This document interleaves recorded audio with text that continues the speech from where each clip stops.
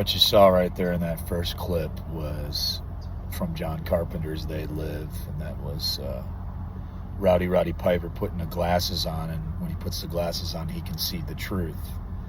He can see the underlying theme of the advertisements, and he can see the actual narrative of what's actually happening within the theater that he's living in. And what you didn't see is also, he can see the people for what they are. He can see in the movie aliens, or the alien beings that are blending in with the society and helping to bring forth it to its ruin.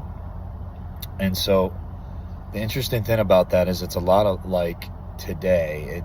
A lot of that movie is very relevant today, not only in the things taking place in this world, but it's also the things taking place in biblical Christianity, where there's multitudes of false prophets, there's multitudes of adulterers and liars and slanderers and ministers of Satan walking around. And so it reminds me of Ezekiel chapter number 3, where God told the prophet Ezekiel not to be rebellious like the rebellious people.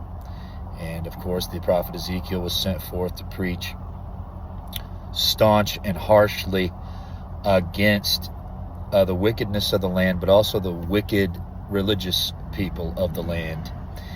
And part of that was being separate from those people.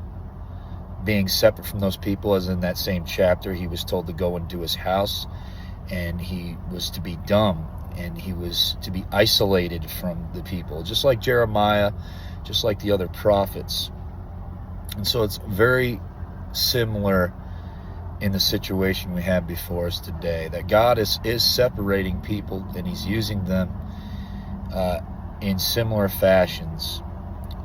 I'm not saying it's a normal thing, but it is becoming an exception to the rule, if you will, that God is using people, he's honoring their faith to be not compromised with the rest of the world and with the rest of the religious people of the day, who are falling into the traps of false doctrines and all these other things that are taking place within the political and the geopolitical financial areas.